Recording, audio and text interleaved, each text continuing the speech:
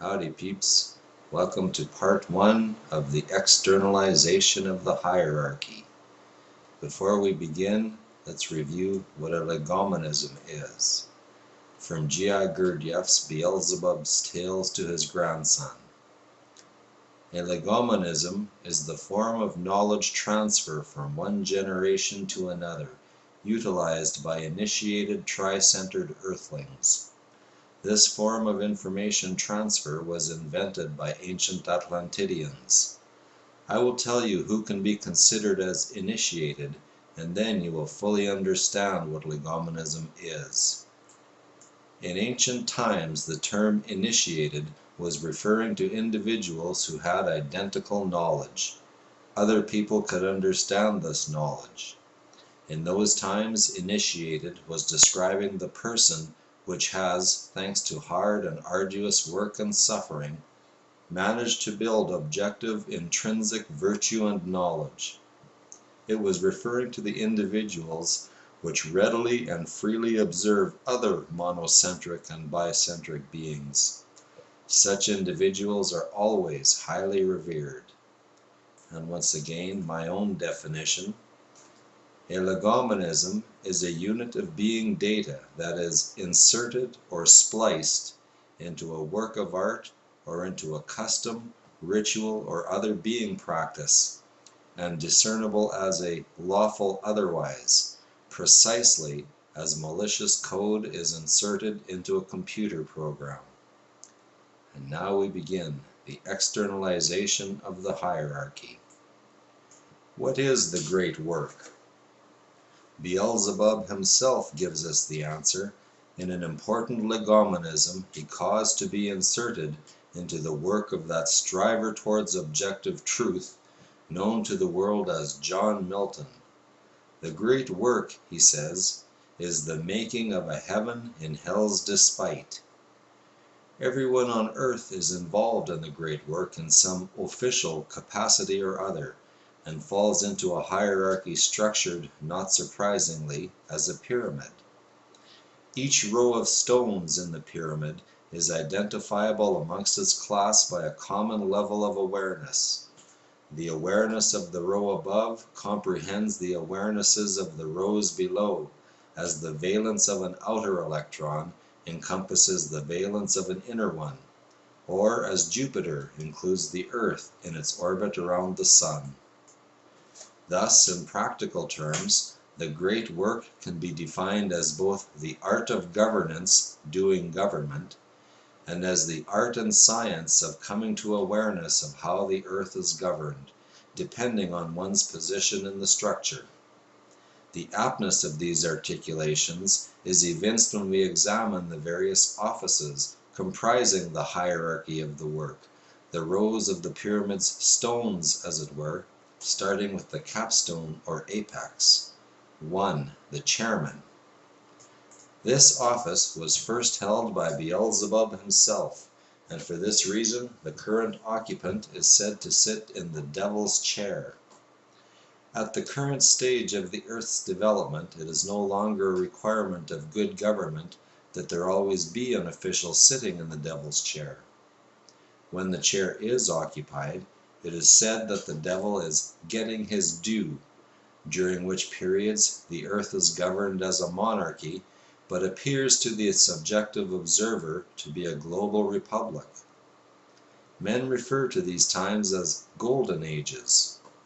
When the chair is empty, the devil is said to be taking his rest. At such times the earth is governed as a global republic, but appears to the subjective observer to be ruled by a succession of petty kings and tyrants. Men refer to these periods as dark ages.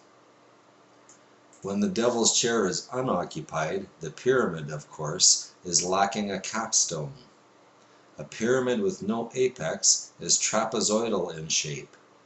One of the innermost orders of initiates of the left-hand path is the Order of the Trapezoid, which includes among its ranks the highest degree Luciferians and black magicians.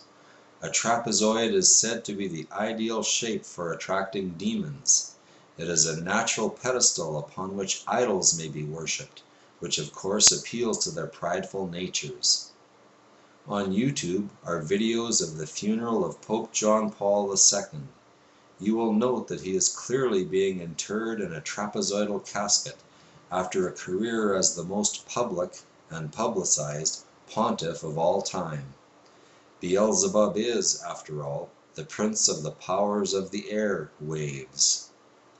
There are some who believe that the Church of Rome has arrived at the fullness of time and has transmogrified into the whore of Babylon. Rumors abound that the dead Pope has been groomed his entire career for a demonic resurrection, an eternal Hasnamus individual, as it were, in fulfillment of prophecy. But I digress. The chairman's role in the great work is to be the source of all legomenisms, and even in absentia he remains at all times the arch-director of the earth. 2. Certain most very sacred individuals. The function of these officials is to channel the will of the chairman to the lower rows of the pyramid by means of the transmission of legomenisms. They are also known as directors, because they function exactly like any other film director.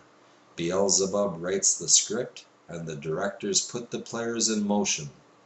Hence the very apt legomenism, "All the world's a stage." The title of the film which they direct is The Book of Life. These officials are also known as Fisher Kings, or Fishers of Men, not in quotation marks, for reasons which will become apparent below. 3. Sufis, or genuine initiates. These are in many ways the most important stones in the entire pyramid. The function of these officials is the creation of new values. Nietzsche. What is called for is the transvaluation of all values. Informed men refer to these individuals as Sufis, a term with many hidden meanings. One such meaning of Sufi is fish, because a Sufi swims in the river of knowledge and tends to congregate in schools. He does not swim like an ordinary fish, however, but upstream, like a salmon. Could it have been the salmon of wisdom who first uttered that immortal Sufi battle cry, "The truth against the world"? There is a further connotation of the word fish, namely, of naivete or gullibility. A newly incarcerated prison inmate, for instance, goes through a period, or so I am told, during which he is known to the general population as a new fish, one who has yet to learn the ropes, so to speak. This connotation applies to those Sufis who are destined to progress entirely through the method of trial and error, and for this reason are said to be on the path of the fool. A Sufi is hooked by one or more of the certain most very sacred individuals from the pond filled by men of the next category, through a procedure depicted in certain works of art of a Masonic nature, and which accounts for the Fisher appellations referred to above. Stay tuned for Part 2.